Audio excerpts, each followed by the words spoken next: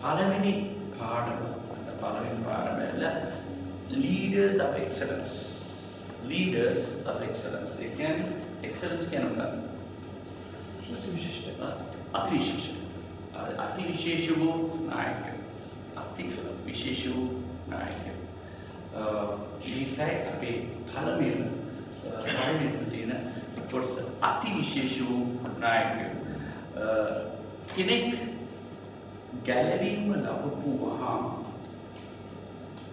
අවංක ලෙස කෙනෙක් ගැලවීම ලැබලා ඔහු ඉදිරියට පියවර නගපු වහාම ඔහු තුල තියෙන පළවෙනි ප්‍රතික්‍රියාව කෙනෙක් ගැලවීම ලැබලා හරි අවංක ලෙස මම එක විදිය ගැලවීමකට බලන අවංක ලෙස ගැලවීමකට බලන ඒ කෙනෙක් ගැලවීම ලැබුවාම එතන ඉහාලි ඔහුගේ තියෙන ප්‍රතික්‍රියාව මොකක්ද? පළමු දේ ඔබට කරන්න ඕන මොකක්ද? අවංකව. තවත් එක්කෙනෙක් ඒක කියන්න තවත් එක්කෙනෙක් ඒක කියන්න ඕන. ඒක නතර කරගෙන ඉන්න බෑ. මේක නිකන් ගලාගෙන යනවා. නතර කරන්න බෑ. මම අහපු දේ අනිත් අයට කියන්නම ඕනේ. අහපු දේ මම අනිත් එක්කෙනෙක්ට කියන්න ඕනේ. ඒ කියන්නේ රෝම 10 11 කියලා තියෙනවා. For it is with your heart that you believe and are justified, and it is with your mouth that you confess and are saved. ඔබගේ හදවතේ ඔබ විශ්වාස කරන ඔබ මුඛයෙන් ඔබ ප්‍රකාශ කරන රෝම 10 කියන ඔබගේ හදවතේ ඔබ විශ්වාස කරන ධර්මිෂ්ඨාවය කරා ඔබගේ මුඛයෙන් ඔබ ප්‍රකාශ කරන ගැලවීම ලබනවා කියලා. ඒ කියන්නේ ආරම්භවහම කෙනෙක් ගැලවීම ලබපු වහාම ඔහුගේ තියෙන ප්‍රතික්‍රියාව ඔහුගේ ප්‍රතිචාරය සුභාරංචිට මම අනිත් කවුරු හරි එක්කෙනෙක්ට කියන්න මම වෙන එක්කෙනෙක්ට මේ සුභාරංචිය දෙන්න ඕනේ. මේ අහපු පණිවිඩේ මට තනියම තියාගන්න බෑ. මේ කාට හරි බාර කරන්න ඕනේ කියන ඒ ආශාව.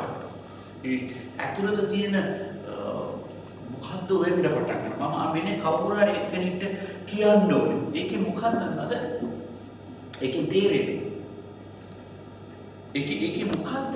ඒකෙන් මොකද්ද කියන්නේ? විශේෂයෙන්ම ඇවිල්ලා මේ තමයි හරිද සෑම පුද්ගලයෙක්ගේම සෑම ලෝකෙට ඉපදෙන සෑම මිනිසෙක්ගේම සාමාන්‍ය ස්වභාවික උපදීන ඉඳලා ඔහුගේ නැත්නම් ඇගේ ආශාවක් තියෙන තමාගේ වර්ගය බෝ කරන්න. තමාගේ වර්ගය බෝ කිරීම තමයි ඔවුන්ගේ තියෙන සුවිශේෂ කාර්යය වගේ. මේ වර්ගය බෝ කරන්න කියන සමහර සත්තු තමාගේ ජීවිතේ පවා පූජා කරනවා. ඔබ නම් සමන් මාළු අරගෙන උඩට ගිහිල්ලා උඩුගම් බලාගෙන මේ සාමාන්‍ය මේ කියන්නේ ස්විං කරනවා. කියන්නේ පීනන උඩුගම් බලාගෙන කියන්නේ. බෑ අන්තිමට කෙලවරේදී උඹනේ මේ ඔක්කොම කරන්නේ තමාගේ වර්ගය කෙලවරේදී බෝ කරන්න කියලා. එහෙමනම් කිතු බැතියගේ නව උත්පාදන ලැබපු වහාම ඔහුගේ තුල ඇති වෙන මේ කැළඹවීම වල මම අනිත් අයට යේසුස් වහන්සේ ගැන කියන්න ඕනේ.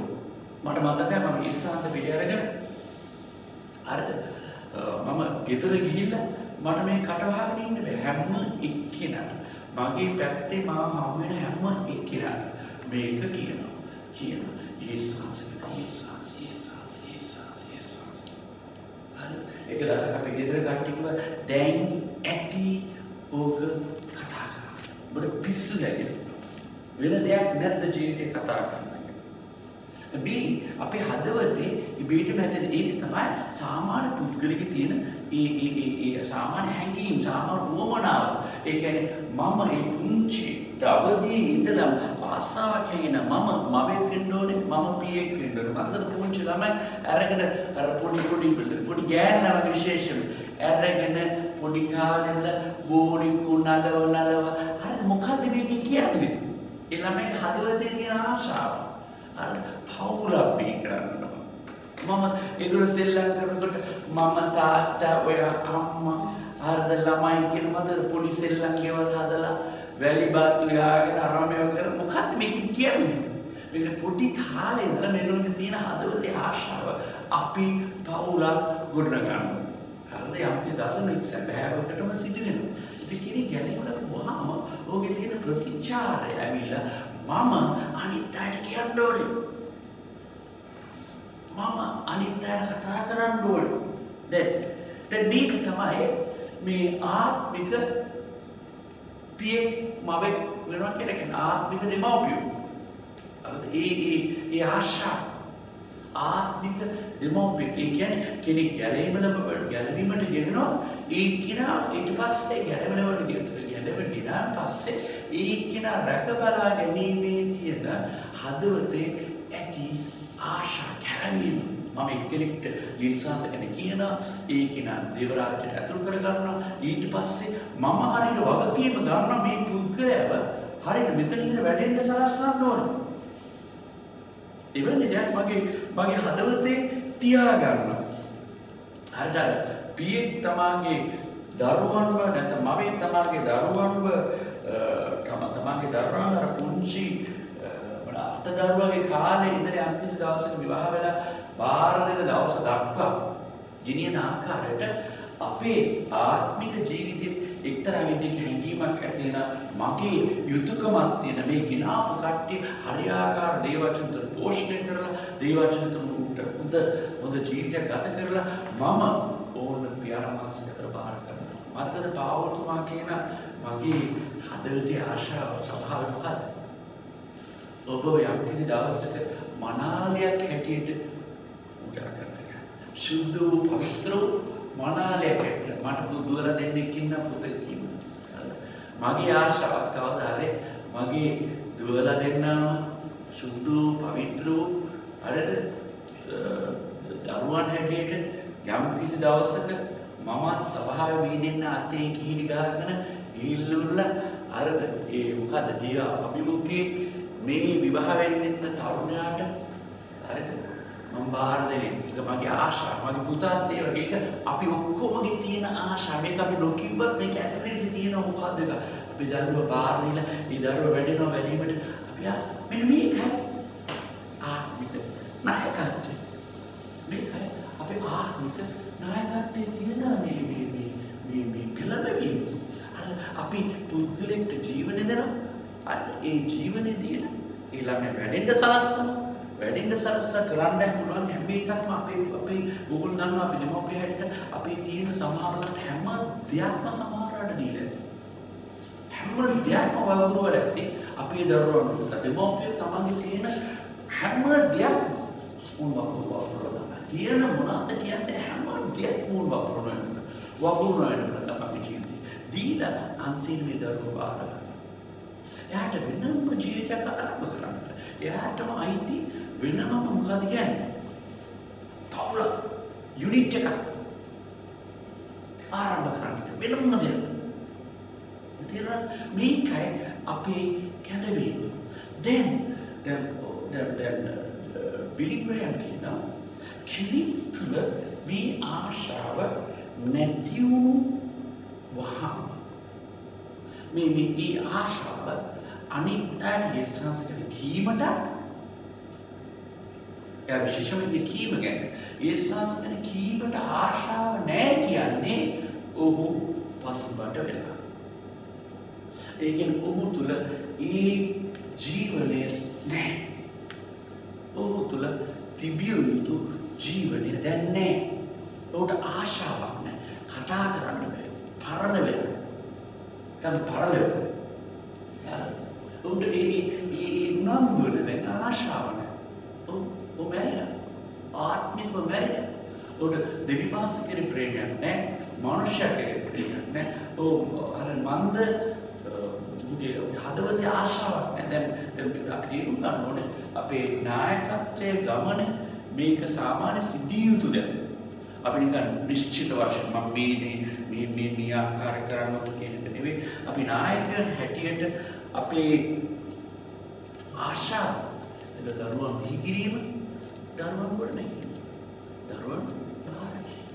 ඒ වගේම තමයි අපේ කැඳවීම ඇවිල්ලා කෙනෙක් බිහි කරන ලෝකෙට සුභාරම්භ දීමේ අපි සුභාරංචි අඳුරා දීමේ සංස්කෘතික ජීවිත අඳුරගත්තන් පස්සේ අනේ ඉතින් දරුවෝ බලා ගන්න එක තමයි ඒ බලුව බලා ගන්න ක්‍රියාවලියේ process එක තමයි අපි කියන්නේ අර අපි ශිපරේ එමෙතන ඒ පුද්ගලයාව බලා ගන්න ඉන්දිරකක් කියනවා ඉන්දිරකෙට බලා ගන්න පීකෙට බලා ගන්න මෙන්න මේ කාර්යය තමයි අපි කියන්නේ නායකත්වය මම ඒ පුද්ගලයාගේ නායකයෙක් ඒ දරුවන්ගේ නායකයෙක් අර පොඩි දරුවා පොඩි කාලේ ඉඳලා අද අවුරුදු 5 දවසක කරන්න බැරුණ වැඩේට පටන් ගත්ත දවසේ ඉඳලා ඒ ළමයා පුහුණු වෙන්නේ මොකද්ද? යහපත් පියෙක් වෙන්න, යහපත් මවෙක් වෙන්න, සමාජයේ හොඳ පුද්ගලෙක් කියලා දරුවන් හදලා වඩලා අන්තිමට තමන්ගේ ඔක්කොම වැය කරලා තමයි යන්නේ. තමයි අනේ වගේ අපේ තියෙනවා යම් කිසි විදියක හදවතේ ආශාව මේ පුද්ගලයන්ට අපි නායකයන් අපි ජීවිත කාලේ අපි කරන්න පුළුවන් හැමදේම එයාට කරන්න කියලා. මගේ ජීවිත කාලේ පුළුවන් හැමදේම ඉතින් හැම පවුලටම සීමාව දරු ප්‍රමාණයක් තියෙනවා. ඒ පවුලට සීමාව දරු ප්‍රමාණයක් තියෙනවා. ඒ පවුල තමයි පුළුවන් ප්‍රමාණය. ඒ අනුව බලන්න පුළුවන් මේ කුඳි දකින්න මේ සංසාරේ ජීවිතේ ඒ සංසෙත් ඇවිල්ලා කී දිනෙත් තෝරගත්ත 12 දිනෙත් තෝරගත්ත. උන්වහන්සේ සමූහයට කතා කරා. සමූහයට සුවය දුන්නා. සමූහයට දේශනා කරා. සමූහයට නොයෙකුත් දේවල් කරා. උන්වහන්සේ හැබැයි විශේෂයෙන්ම තමාගේ කාලය ගත කරගන්න මේ 12 දිනක් එක වැඩි වශයෙන් කියන උන්වහන්සේ 70ක් හිටියා. ගොඩ. අන්තිමේ උන්වහන්සේ ස්වර්ගස්ථලවල 500ක් හිටියා කියලා. මේ ගොඩක් කට්ටිය හිටියට උන්වහන්සේගේ විශේෂ අවධානය යොමු කරේ මේ 12 දිනක්. හැම වෙලේම ගමන් කරේ හිටියේ කරපු හැම දෙයක්ම කරේ මේ 12 දිනක්. ඒ විශේෂයෙන් උන්වහන්සේ තෝරගත්ත වෙන් කරගත්ත මේ 12 දිනක්. ඒතර උන්වහන්සේගේ ජීවිතේ හැම දෙයක්ම උන්වහන්සේ මේ අවුරුදු 3ක පමණ කාලයකට වැගිරුවේ මේ 3 දෙනා උදෙසා. ඒ ඕන පුහුණු කරා, ඕන්ට ඉගෙනුවා, ඕන පුහුණු කරා. taught them and trained them. පුහුණු කරා, ඕන ඉගෙනුවා, ඊළඟට පුහුණු කරා. පුහුණු කරලා ට්‍රේනින් කරලා ඊළඟ මොකද කරේ? උන්වහන්සේ යන්නේ අපිට වගකීම් එහෙම පිටින් උන්වහන්සේ ගෝලයට වගකීම් බාර දුන්නා. දැන් අපේ යුතුයකම ඉදිරියට ගෙනියන්න උන්වහන්සේ කිව්වා දැන් උන්වහන්සේ කරපු දේ අපිට කරන්න කියලා. අද මහා ලොකු සභාවල් ගැන හිතන එක. ඒක නෙවෙයි අපි ලොකු මේ ගොඩනැගිලි ගැන හිතන එක මෙතනදී අනවශ්‍යයි.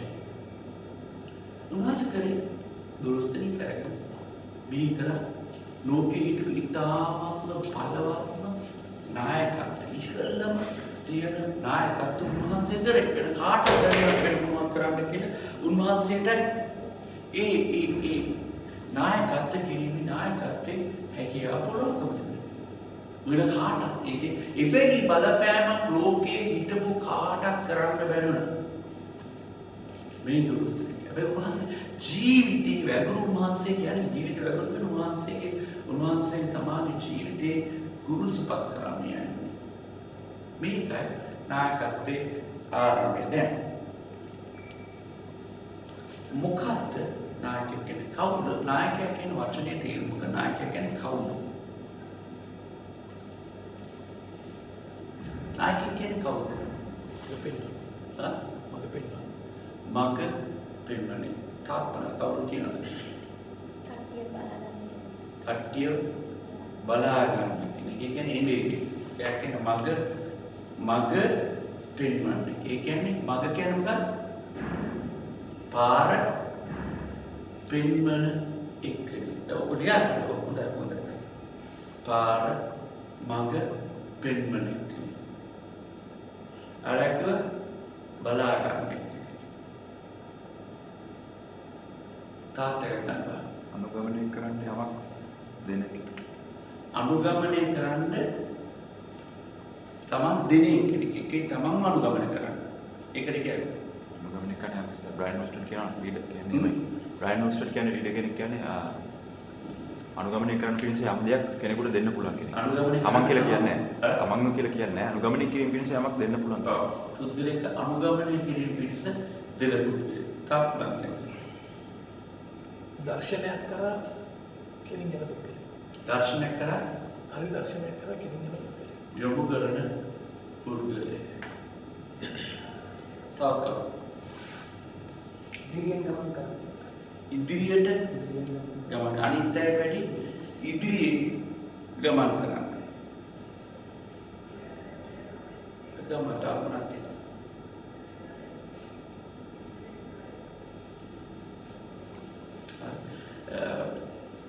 කියන 300ක් විතර ඩෙෆිනිෂන්ස් ඉන්නවා නායකයන්. සාමාන්‍යයෙන් නායකයෙක් කියන පුද්ගලයා ගැන ඩෙෆිනිෂන්ස් හොයාගෙන තියෙනවා 300ක්. දැන් ඔයගොල්ලෝ කියපු ඔක්කොම හරි. මේ ඔක්කොම අපි දකින්න නායකයන්ගේ මේ ඔක්කොම අපිට දකින්න පුළුවන්. මේ ඔක්කොම හැම දෙයක්ම තියෙනවා. හරිද? මග පෙන්වන්නේ අරකිව රැක බලා ගන්න. දැන් මග පෙන්වන්නේ කියලා හිතට මදි රැක බලා ගන්න නැත්තම්. එතකොට උගත් දෙනෙක් කියන මග පෙන්වන්න යන්න අරය තමයි අර මම මග පෙන්වන. රැක බලා ගැනීම නායකත්වයේ කොටසක්. හැබැයි රැක බලා ගත්තට මදි මග පෙන්වන්නත් උන මග පෙන්වන්න මදි රැක බලා ගන්නත් උන. අර ඒක ලලිත් මොකක්ද කිව්වේ මේ අනුගමනය කරන යමක් දෙන්න. ඔව් ඒක අනුගමනය කරන්න විශේෂම දෙන්න යුතු පුද්ගලෙක්. දැන් ඔයගොල්ලෝ කියපු ඔක්කොම මෙන්න ඇප්ලයි කරගන්න පුළුවන්. හරි.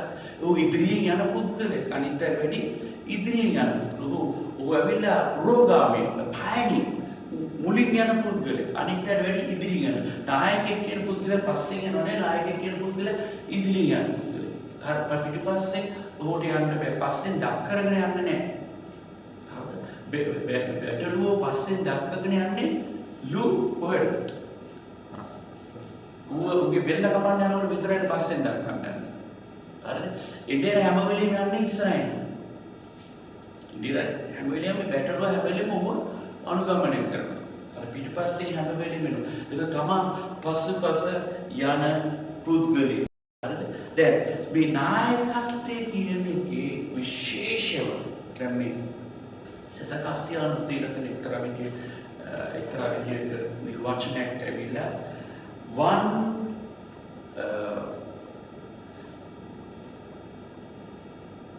you are not a leader until you have influenced somebody. ඔබ වෙන කෙනෙක්ට බලපෑමක් මෙහෙම කියනවා.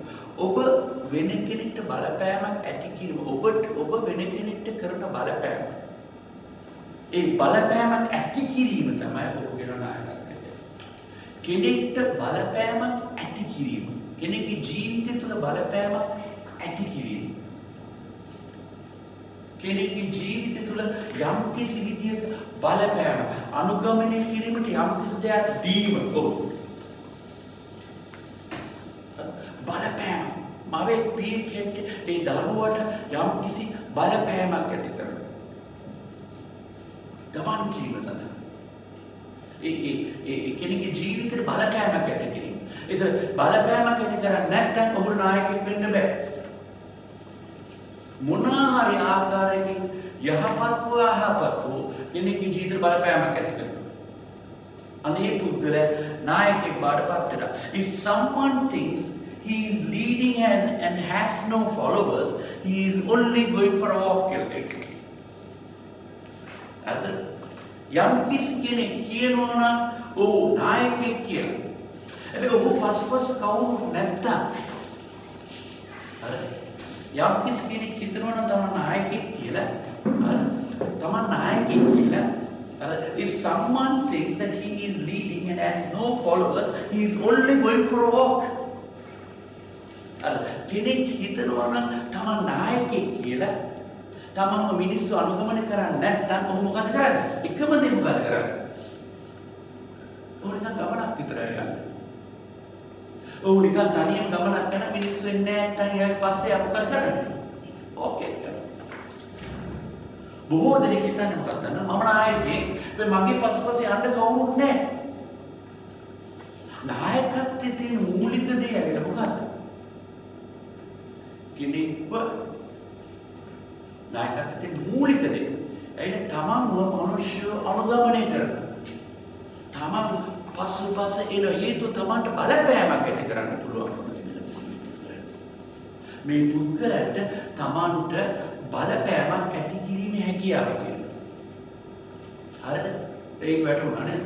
කෙනෙක්ට තමන් ඔවුන්ට බලපෑමක් ඇති කිරීමේ හැකියාව තිබිලා තියෙනවා. හරිද? ඒ කියන්නේ බලපෑමක් වෙන කෙනෙක් ඇති කරනවා කියන්නේ මොකක්ද? මේක අපි ඉගෙන ගන්න පුළුවන්. බලපෑමක් ඇති කරන්න අපි ඉගෙන ගන්න ඕනේ. We must learn to influence people. Dale Carnegie කියලා පුද්ගලික පොතක් ලියුවා. How to influence and influence people කියලා. කොහොමද මම මිතුරන් දිනා ගන්න ඒ වගේ තවත් අයට බලපෑමක් ඇති කරන්නේ කොහොමද කියලා. මිතුරන් දිනන්නේ කොහොමද? බලපෑමක් ඇති කරන්නේ කියලා. මම දැන් පොත තාමත් තියෙන. මම පොඩි මම හිතන මම ඒ කීව අවුරුදු 16ද 15 16 මේ පොත මම කිව්වා. මගේ අපේ අංකල් කෙනෙක් කියලා ගෙදර මම හිටියා. දවසක් ගිහලා මම එයාගේ මගේ සිරිතක් තියෙන කොහේ ගියොත් මම පොතරක් බලන මොනවාද පොත් තියෙන්නේ. මම මේ පොත පොඩ්ඩක් බලලා ඊ අංකල් මගෙන් ඇහුවා මේ මොනවා මේක පොතක් වුණා. මම කිව්වා මේ පොත දෙන්න පුළුවන්. How to influence and influence people. ඒක සිංහල පරිවර්තන කරලා ඩේල් කාර්නෙගී කියලා. ඒ ක්‍රිස්තියානි පොතක් නෙවෙයි. හැබැයි මේ පුද්ගලයා කියන සමහර දේවල් ක්‍රිස්තියානිට ඉක්ුත් චැලෙන්ජ් එකක්. කවුරු කියන කෙනෙක් කියනවා. අර මේ 1920 ගණන් වලදී ලෝකෙට ලොකු බලපෑමක් ඇති කරපු පුද්ගලයෙක්. හරි. එයා සුළු දේවල් කියනවා මනුෂ්‍යයන්ට වෙන්නේ කියන බලපෑමක් ඇති කරන්නේ කොහොමද? මිතුරන් ඇති. අපි මිතුර ඇති කරගන්නේ කොහොමද? මේ ඊයේ පෙරේද නියෝමියා අපේලා දෙන්නලා මෙහි ඇවිල්ලා ඒ පොත ආයසකයක් වුණ කොළඹ කියලා බම්බෙලා ඒ පොත අරගෙන යනවා. ඒ පොත අරගෙන ඉඳලා ඩයග්නොස්ටිස් how to be friends and influence මම කියන්නේ ඔයාට වැඩි බාල කාලෙ මම කියවලා ඉවරයි කියලා. මම බැලුවා මගේ තාම මම හිතන්නේ පරණ කොපි එකක් මේ තියෙනවද? පරණ කොපි එකක්. පුළුවන් නම් මේ පොත අරගෙන කියවලා how to influence and influence people. ක්‍රිස්තියානි පොතක් නෙවෙයි. හැබැයි බලවත්. ඒ තාම බලවත් අපි සාක්ෂි දරන්න උතරම් ගෝවර් මේ පුද්ගලයා නම නෑ ඩේල් කාර්නෙගී. එයාගේ නම ඩේල් කාර්නෙගී කියලා පුද්ගලයාගේ ඒ පොත ඉතාමත් වැදගත්. එහෙමනම් ඊ අනුව අපිට මේක බලපෑමක් ඇති කරන්න කෙනෙක්ට උගන්වන්න පුළුවන්. හරිද? ඒ කියන්නේ අපි පිටපස්සේ යන්න අනුගාමිකයන්ට අපි බලපෑමක් ඇති කරන්න ඕනේ. මේක හිතන්න යේසුස් වහන්සේ කරපු බලපෑම. ඉතින් බලන්න යේසුස් වහන්සේ ආපු පසුපස ආපු ගෝල් යේසුස් දැනගෙන ඉන්නේ. පොඩ්ඩක් හිතන්න බලන්න යේසුස් වහන්සේගේ මතෙන්ගේ ඩෙස්ක් එකේ ඉඳිට. මතෙන්ගේ ඩෙස්ක් එකේ ඉඳිට ගියාම යේසුස් එක ප්‍රශ්නයක් කියනවා. මා පසුපස ඔක්කොම අතරම මා පසුපස ඉන්නේ කියලා. හිතන්න බලන්න ජීවිතේ Taman නොදැක්ක පුද්ගලෙක්. කවදාවත් හමුුනේ නැති පුද්ගලෙක්. කෙලිම ඇවිල්ලා කියනවා කොහෙන්ද බලපෑම මොකද්ද උන්වහන්සේ තුල තුනද මේ මිනිස්සු ඔක්කොම සමා ගහලා හිතන්න බලන්න තමන්ගේ අතීතයේ තිබුණ හැමදේ අනාගතයේ හැමදේ ඔක්කොම අතහැරලා ඊස්සස් පසුපස එන්න තිබුණු බලපෑම මොකද්ද මම නොදන්න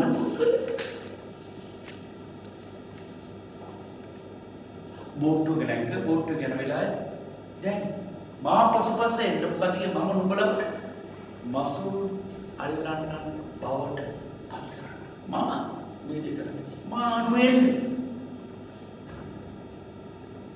මොකද්ද මේ බලපෑම උන්වහන්සේ තුල තිබුණ මොකද්ද